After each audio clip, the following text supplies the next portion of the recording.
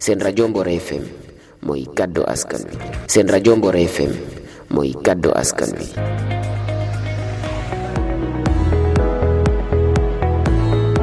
La première fois que j'ai par exemple utilisé ce dictat, par exemple un dictaphone, la première fois que je l'ai utilisé, je ne savais même pas comment l'utiliser. C'était en radio. C'était mon premier jour de stage. Je suis allé sur le terrain. Au lieu d'interroger les gens, moi-même, je posais la question et je répondais à la question en même temps. Et puis je disais que je suis au marché temps, je parle avec temps, par exemple. Et alors que ça ne devait pas se passer comme ça, mais je n'étais pas préparé à l'école. De savoir vraiment que le journalisme, c'est pas du tout facile. C'était l'inauguration de l'ISEP de Thiès.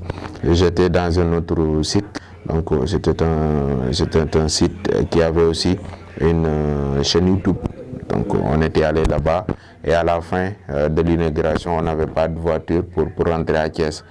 On était obligé avec les membres de l'équipe, que ce soit les caméramans et autres journalistes, de marcher de l'ISEP jusqu'à Thiès, jusqu'au marché Diakhao.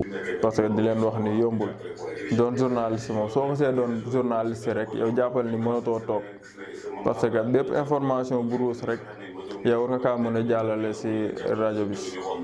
Aussi tamit mën nañoo wax ni depuis bañ commencé ba léegi chaque jour dañuy gën a avancer. Difficile en fait d'avoir oublié quelque chose.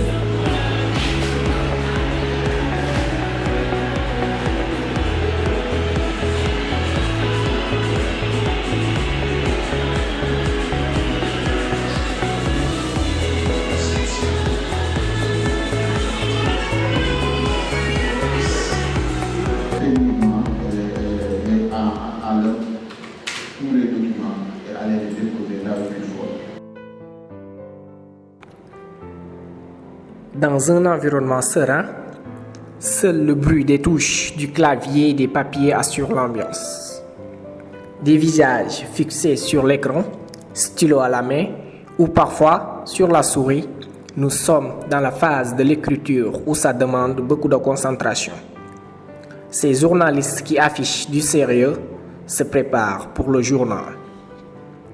En train de préparer son reportage, Serigne Mansour Cissé, journaliste à la radio Mbor FM, revient sur le processus qu'il a débuté par la collecte d'informations.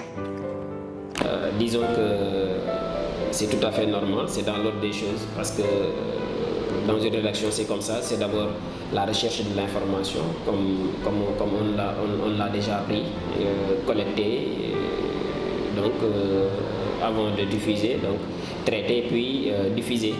Donc nous étions à un moment donné dans la phase collecte, c'est déjà fini, donc vous nous avez trouvé dans la phase du traitement. Et ça nécessite beaucoup de concentration, beaucoup d'écoute, beaucoup de calme aussi, parce qu'il va falloir écouter en tout cas la réaction mot à mot de chaque intervenant pour en tout cas pouvoir donner quelque chose de naturel, mais aussi quelque chose de juste et quelque chose de vraiment vérifié à l'auditoire.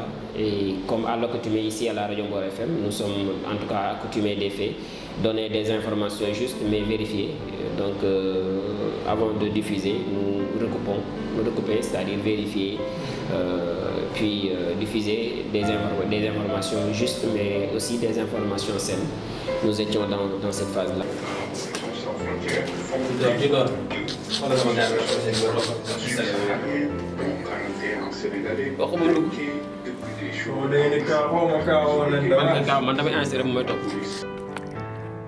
De studio technique à son bureau, un rythme pas facile car il est en course avec l'heure pour que son reportage soit prêt à temps. Une concentration maximale et parfois un petit sourire pour détendre l'ambiance. Serigne Mansour Cissé, en train d'enregistrer une voix pour terminer son reportage du jour, semble être prêt.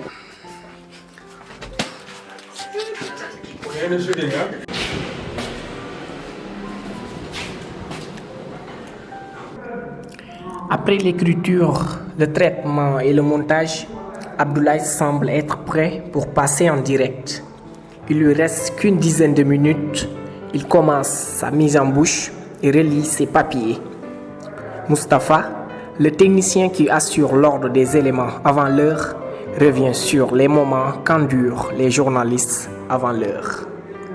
di dem jëli reportage ñëw préparer ko def seen mise en bouche def seen lépp loo xam te ni ñu ngi koy def loo xam te ni aussi tamit pour journal bi jaar yoon pour tamit képp koo xam te ni mu ngi leen di dégg moo xam ne ñii seen journal bi dañ cee liggéey tamit def nañ ci lépp lu war man nag en tant que technicien mooy duma def lu dul accompagner leen man tamit ñoom niñ def ba dem jëli journal ñoo def ko man tamit le tout damay def le tout tamit pour jàllale ko pour nit ñi mën kaa dégg boo xam te ni ku ko dégg di nga xam ne lii tamit jaar na yoon.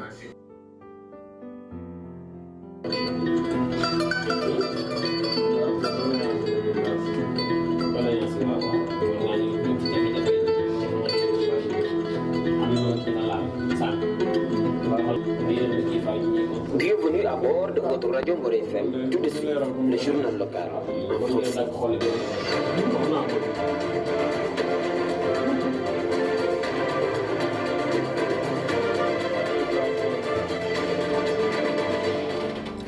Bonjour mesdames et messieurs et bienvenue sur la radio Mbor FM 101.6 Kaddu Askan Wi dans le studio El Hadji Gora Degen Diop.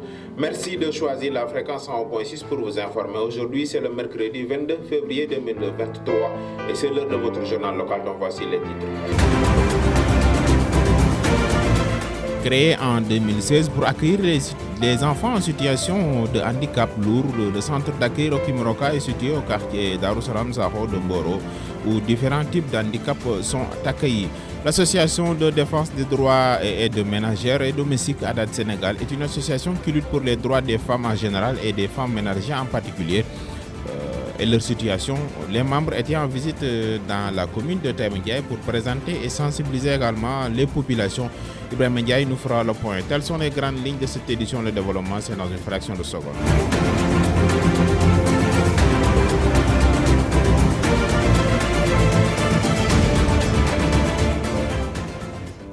Bienvenue mesdames et messieurs à la présentation, c'est Abdoulaye Diop. La mise en onde est assurée par Moustapha Kene, comme je vous le disais dans le son. C'est la fin de cette édition. Merci à vous de nous avoir suivis. Merci également à toute l'équipe de la rédaction pour leur contribution à la réalisation de ce journal. À la présentation, c'était Abdoulaye Diop.